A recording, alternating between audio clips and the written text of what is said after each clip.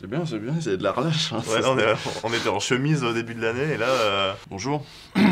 On a fêté il n'y a pas longtemps les 60 ans de la 5ème République, donc on s'est dit que c'était l'occasion pour nous de ressortir le Bernstein et Milza. Moi j'aime bien Emilza, j'ai surtout adoré Germinal. Oui, bien sûr. Donc hommage à la fois à la 5ème République, hommage à la fois à Pierre Milza qui nous a quittés en février.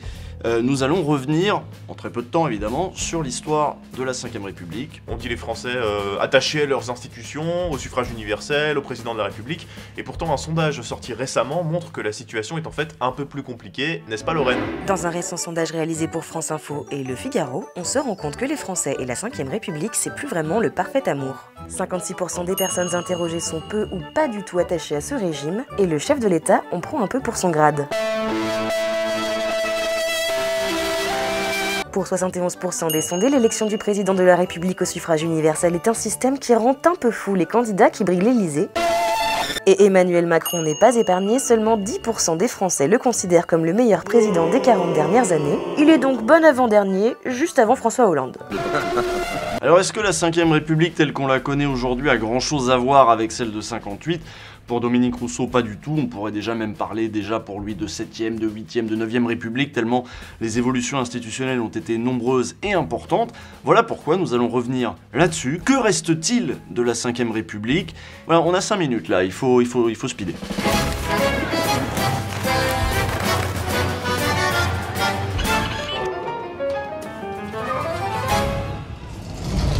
La 5ème République, on est né dedans, ces institutions on les connaît si bien qu'on en arrive à trouver étranges ou exotiques toutes les autres manières de fonctionner.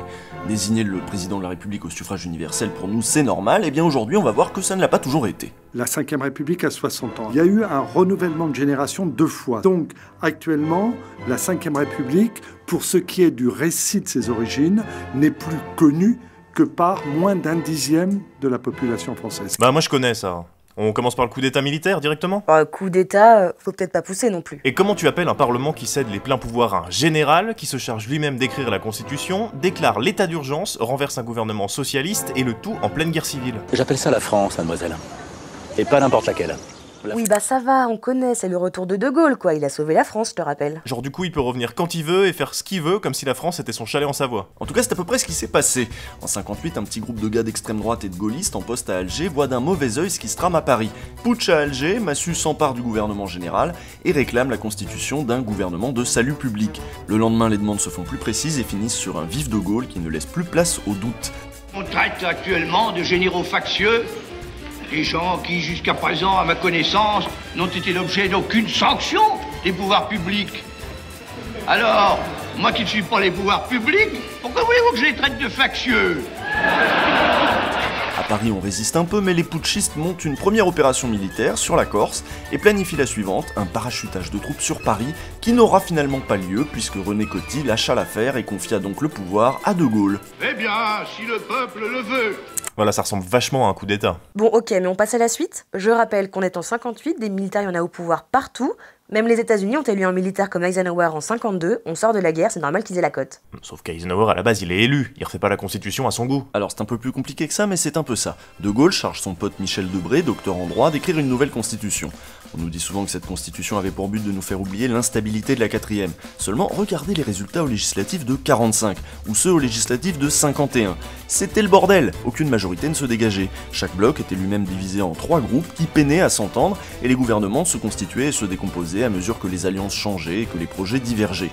Aucune faction au sein de ces blocs ne pouvant réclamer le leadership du bloc entier, l'instabilité constatée était finalement à l'image de l'instabilité de ces blocs mêmes.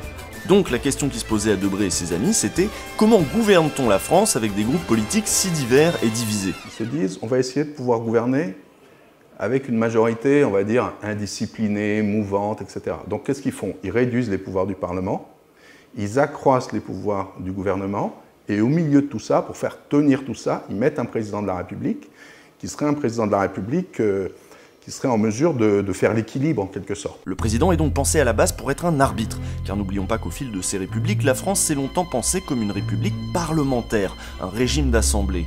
Donc quand vous entendez des mecs comme Macron ou Guénaud vous dire que c'est bien d'avoir un super président... Pourquoi? Parce que la France est un vieux pays monarchique. C'est à relativiser fortement, dirons-nous, parce que le Parlement a toujours eu un rôle moteur dans nos constitutions. Et du coup, c'est quand que ça a merdé? C'est parce que le premier président qu'on ait eu, c'était De Gaulle. Remets l'interview que j'ai faite, il le dit, Bastien François. Donc le général de Gaulle, d'entrée, il va donner une tonalité présidentialiste. C'est-à-dire que le général de Gaulle ne va pas être simplement un président arbitre, il va être un vrai gouvernant. Eh bien, si le peuple le veut. La seconde raison, c'est que, à la suite des élections législatives de 1962, pour la première fois de l'histoire en France, il y a une majorité qui va soutenir le gouvernement, et donc le président de la République, pendant 5 ans. Et ce phénomène, qu'on va appeler le fait majoritaire, va continuer pendant toute la Ve République. Le fait majoritaire, c'est une caractéristique de la Ve République. En 62, toujours année charnière, De Gaulle propose l'élection du président de la République au suffrage universel direct. Et ça change tout. Ce système de scrutin à 2 tours tente à faire émerger de grandes forces politiques et peut même le faire très rapidement comme on l'a vu en 2017. Si on avait un régime vraiment parlementaire, mettons qu'on prenne les résultats du premier tour de la présidentielle comme référence et qu'on dit que c'est l'Assemblée, il y aurait plein d'insoumis et de gens du FN au Parlement. Oui, mais vu ces résultats, Macron aurait bricolé des accords avec le centre, la droite et le PS pour faire un gouvernement centriste, et ça aurait été pareil. Sauf qu'il aurait pu être renversé par le Parlement beaucoup plus facilement. Oui, enfin le scrutin de la présidentielle est particulier. On vote pour une seule figure, la campagne est très personnalisée, ça n'a pas grand chose à voir avec des élections générales. C'est vrai qu'on a des institutions qui permettent ce genre de hold-up électoral. Maintenant on dit hold-up, mais à l'époque de De Gaulle on parlait même de coup d'état permanent. Un président élu au suffrage universel dont la légitimité se passe de l'approbation du Parlement, c'était vraiment vécu comme quelque chose de violent. D'ailleurs, finalement, ce qui a consacré les institutions de la Ve République, dont beaucoup de dispositions ont été contestées pendant des décennies, c'est l'arrivée de la gauche au pouvoir en 1981. Parce que c'est très confortable quand on a le pouvoir. Vous voyez, le problème, c'est que quand on a le pouvoir, c'est tellement bien la 5e. Vous êtes protégé pendant 5 ans. C'est cool. C'est très cool. Non, mais c'est vrai. Donc on peut le dire, la Ve République, qui a été pensée contre le régime qu'elle remplaçait, a installé progressivement et presque malgré elle de nouveaux équilibres, puisqu'elle a aligné l'exécutif sur le Parlement, le tout sous l'autorité du président. Sauf quand il y avait cohabitation. Oui, mais même là, le gouvernement avait une majorité claire à l'Assemblée. Ceci dit, ces gouvernements de cohabitation, eux, tiraient leur légitimité de l'Assemblée nationale. Jusqu'en 2000, parce que là on a adopté le quinquennat, et depuis on n'a plus jamais revu une Assemblée nationale qui ne soit pas aux couleurs du président. Eh bien, si le peuple le veut. Si le peuple le veut. Si le peuple le veut.